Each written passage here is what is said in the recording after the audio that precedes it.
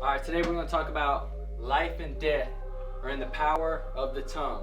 James 3 verse 3 through 5 says, "Behold, we put bits in the horses' mouths that they may obey us, and we turn about their body. Like ships which are driven by such great winds, they are able to be turned about by a small rudder. Even so, the tongue is a little member, it boasts great things." So basically the parable that it's making is just the same way that we can control a horse is the same way that we can control our life with our tongues. And I want to give you an example of what that is. I was horseback riding with a couple of people with the youth group, and we're riding horses, and I looked over, and one of the people it was like they're riding their horse, and the horse was just going to the right, it was galloping, it was going to the left, and it was kind of doing its own thing. And I was just running by people like, "What are y'all doing? Like, ride your horse, drive your horse." And the Holy Spirit spoke to me and was like, that's how a lot of people's lives are right now.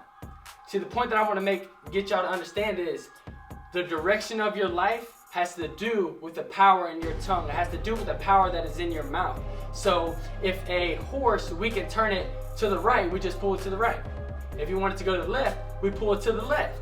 And if we want it to run, we kick it. So whenever I look over at somebody else, and then the horse is kind of it's just doing circles. It's just doing one of these right here.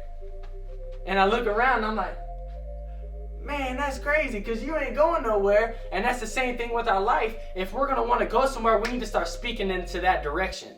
So the point we need to make is we need to speak into the direction that we're trying to go to. So if we are listening to hip hop, if we're listening to Drake, if we're listening to Chief Keef or Bryson Tiller or whoever it is that you listen to, some of y'all are like, "Oh, I don't listen to whoever that is." Okay, that's fine. But you're trying to get to a certain destination in your life, and you're speaking the opposite direction. And you're just like that person that's on that horse that's going like this. And you need to figure out where you're trying to go to so that you can start speaking to that direction. See, a lot of times we can get caught up in what's going on around us, or maybe some storms hit our life and we start speaking in the other direction, like maybe I can't go this way, or maybe I can't do this, maybe I can't do that. But we need to change that up, and we need to start speaking to the same place that we're trying to go to, or else we're going to be caught up like that same person that's in that horse that's just walking around in circles and they're not making anything with their life. They're stuck in the same place. You come around there and be like, "Hey, what's going on?" They're like, "Same old thing, just a different day." No, it doesn't have to be that all the time. You need to focus on what you want to do and where you want to be at, and you need to start speaking to it. So that's the first point that we need to make, is that life and death is in the power of our tongue. The second point is life and death is also in the power of your friend's tongue. So we're going to turn to Mark chapter 4, if y'all have y'all's Bibles, and if your teacher isn't looking, I'm just kidding. I'll turn to it. Y'all can keep y'all's phone in y'all's pockets. So Mark chapter 4, verse 35. It says, "And the same day, when the even was come, he said unto them, Let us pass over to the other side. And when they had sent away the multitude, they took him, even as he was in the ship. And there were also with him other little ships, and there arose a great storm of wind, and the waves beat into the ship so that it was full." So Jesus is in the boat. I want y'all to picture this. Jesus is in the boat. It's starting to fill up with water, and he's still in there asleep. Now, I don't know if the water, it just came up to his neck and he had his feet kicked up and he was just having a little bath in there. I don't know what Jesus was doing.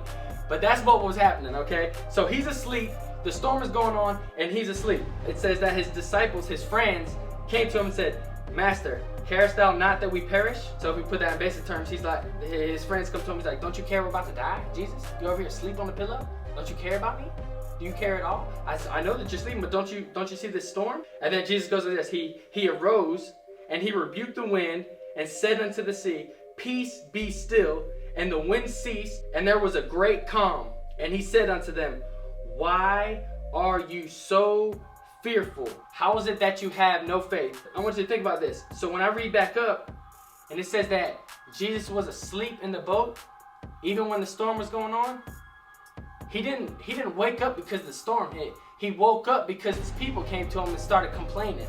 See, he didn't wake up because of the storm. He woke up to the complaints. So whenever he rose up to the disciples and he said, "Hey, Why are you being so fearful? And it made me think, who is in my boat? Who is in my boat that whenever I'm going to a certain destination, because that's the basic principle of this. Jesus said we're going to this certain destination.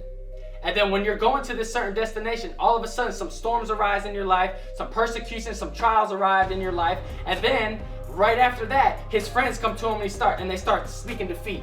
They start speaking about how, are we going to make it to the other side? Are we going to make it over there? I know that you said it, but I don't know if we're going to be able to go over there. And Jesus says, why are you so fearful? So how many friends are in your life right now that as soon as something happens, they go right from their brain, right to their thumbs, and straight to Facebook?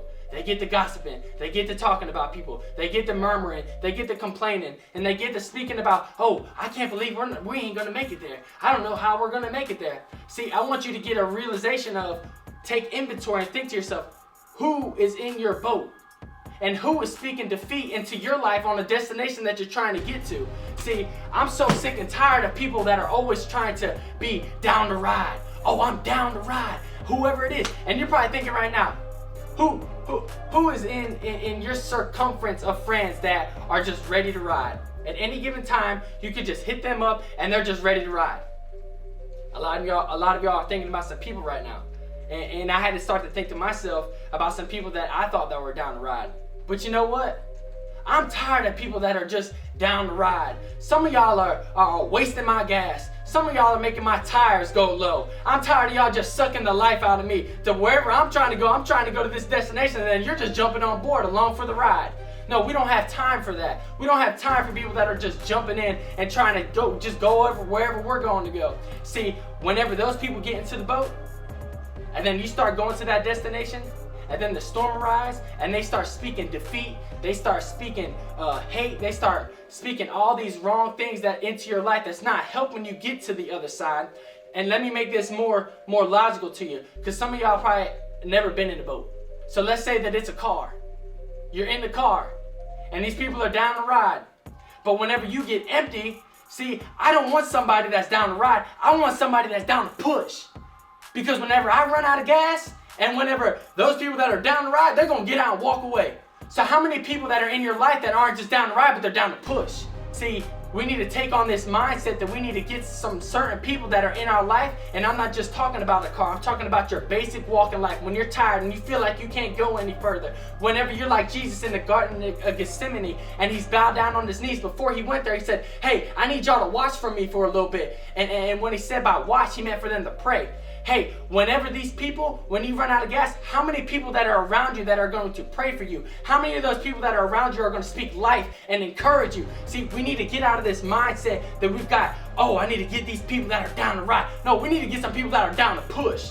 We need to get somebody that are down to push you into your purpose, that are trying to push you into your destination, that are trying to push you to get you to wherever it is that you're trying to get to, and they're going to encourage yourself. They're going to encourage you. And some of y'all are probably thinking, man, Chris, I think I just got people that are down to ride. I don't think I have anybody that are down to push. I don't think I have anybody that are really trying to encourage me. You might be alone for a while then. That's okay. That's okay. You know what? You don't need to have a big birthday party. You throw a birthday party yourself and you invite, you light the candles, you blow them out your own self. So we need to take on this mindset on which way am I speaking. First off, you need to get a vision, but that's a whole nother message. First off, we need to get the vision, and you need to start speaking towards it every single day. You need to start speaking to it and begin to become obsessed with it. Start speaking life into your dreams. Start speaking life into your friends. We need to cut the people off that are starting to stop us. We need to cut the people off that aren't encouraging us. David said when something arose in his life that he said he would encourage himself in the Lord. Who is it that is speaking life? Who is it that is speaking death? Who is speaking victory? Who is speaking defeat?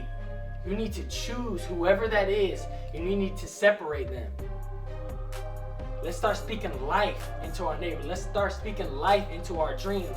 And regardless of the storm that comes to pass, hey, the storm is going to separate your friends. Because not everybody can go to the destination that you're going to. So be mindful, all right, y'all? Be mindful. For whatever you do, speak life, regardless of the situation, speak life into it, all right? See y'all next week.